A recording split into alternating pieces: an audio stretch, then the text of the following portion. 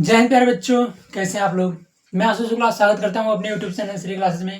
मित्रों, आज हम लोग इंग्लिश ग्रामर के एक और topic present perfect continuous tense को आज खत्म करने वाले हैं। ये जो टॉपिक है ये आपके बोर्ड एग्जाम में बहुत कम ही पूछा जाता है 10th और 12th में, फिर भी आप लोगों को जान लेना है। अगर इससे क्वेश्चन बनेंगे तो आप लोग उसे छोड़कर ना आए, इसलिए ये भी टेंस हमें खत्म करना है। और एक्टिव पैसिव में आपका प्रेजेंट टेंस खत्म होता है आज के बाद, और फिर कल से हम लोग पास्ट टेंस को स्टार्ट करेंगे। तो मित्रों, प्रेजेंट परफेक्ट कंटिन्यूअस टेंस में पहले हम लोग एक्टिव वॉइस का फार्मूला देखेंगे, उसी के थ्रू पैसिव वॉइस फार्मूले को बनाना सीखेंगे, जैसे कि अगली वीडियो में सीखते आ रहे हैं। तो मित्रों चलिए स्टार्ट करते हैं। तो पहले आप लोगों को एक्टिव वॉइस का फार्मूला लिखना है। एक्टिव वॉइस का जो फार्मूला होता है मित्रों, वो आपका क्या होता है, पहले आप लोगों को एक्टिव वॉइस के फार्मूले को सही से देखना है मित्रों। चलिए देखिए, जो एक्टिव वॉइस का फार्मूला होता है वो आपका होता है सब्जेक्ट होता है प्लस हैज या हैव होता है, हैज या हैव होता है। उसके बाद में प्लस आपका बीन होता है, बीन होगा। फिर उसके बाद में आपका वर्ब का एनजी फॉर्म होता है, वर्ब का एनजी फॉर्म वर्ब का एनजी फॉर्म, या इसी को हम लोग वर्ब का फोर्थ फॉर्म भी बोलते हैं।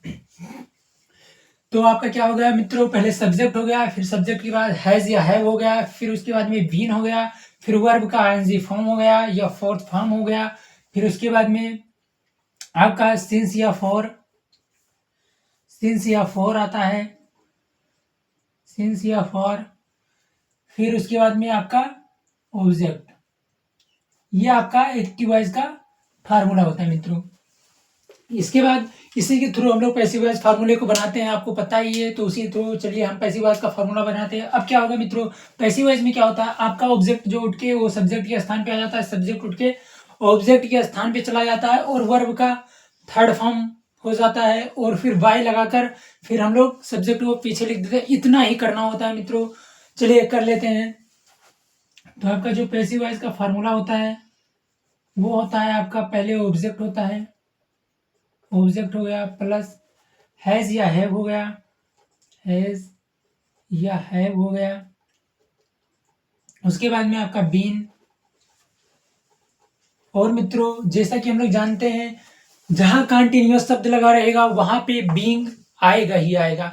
तो आपका यहाँ एक्टिव वॉइस में सब्जेक्ट प्लस हैज है प्लस बीन था, तो उसके बाद में अब आपका जब पैसिव वॉइस में बदला जाएगा मित्रों, तो कंटिन्यूअस के साथ में जब पैसिव वॉइस में चेंज होगा तो बीइंग लगेगा, तो आपका यहाँ बीइंग भी आ जाएगा, बीइंग हो गया।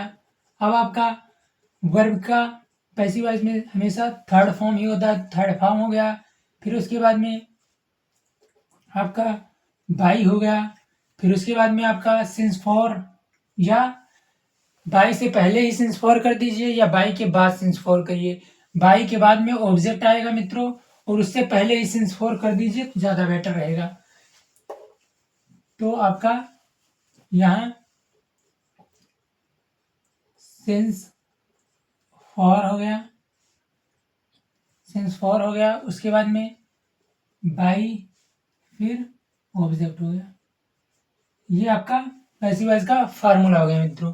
अब मित्रों हमें एग्जाम्पल के थ्रू इसे समझना है, चलिए समझ लेते हैं। तो एग्जाम्पल आपका क्या लेंगे मित्रों, एग्जाम्पल आपका हो गया I have been, example first में लेंगे आई हैव, ये आपका पहला एग्जाम्पल है। I have been eating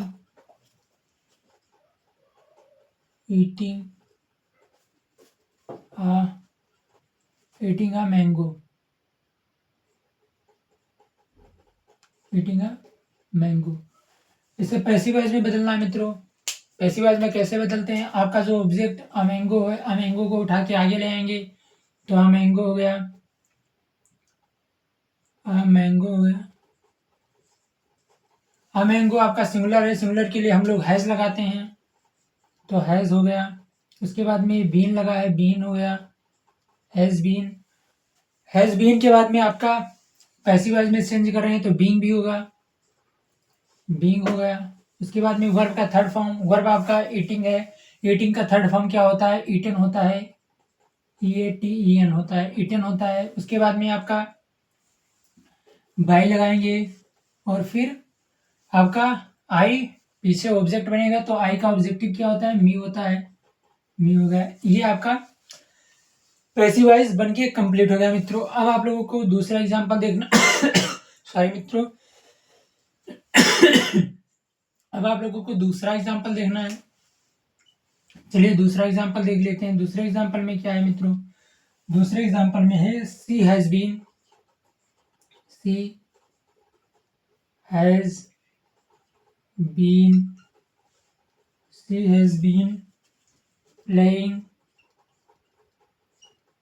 playing cricket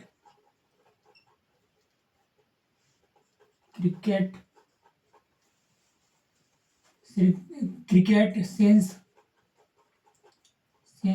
morning।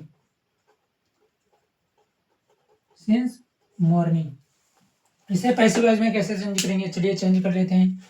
तो आपका यहाँ ऑब्जेक्ट क्या है मित्रों, ऑब्जेक्ट आपका क्रिकेट है, क्रिकेट को आगे लेकर आएंगे तो आपका यहाँ क्रिकेट हो जाएगा, सब्जेक्ट के स्थान पर क्रिकेट हो गया। फिर उसके बाद में क्रिकेट आपका सिंगुलर है, सिंगुलर के लिए हम लोग हैज लगाते हैं, हैज हो गया। फिर बीन हो गया। बीन के बाद में पैसिव वॉइस में चेंज करें तो बीइंग भी आएगा, बीइंग हो गया, बीइंग। फिर उसके बाद में आपका यहाँ प्ले का थर्ड फॉर्म क्या होता है, प्लेड होता है, तो प्लेड हो गया, प्लेड। फिर बाई लगाएंगे। सिंस मॉर्निंग को अगर लिखना है तो पहले लिख दीजिए, नहीं तो बाई सी का ऑब्जेक्टिव के हर होता है, बाई हर सिंस मॉर्निंग लिख दीजिए या सिंस मॉर्निंग बाई हर लिख दीजिए। चलिए लिख लेते हैं, हम लिख देंगे बाई सी का हर हो जाएगा और फिर सिंस मॉर्निंग।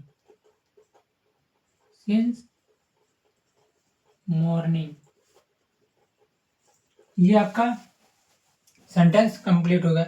इसी तरह निगेटिव सेंटेंस भी हो जाएगा।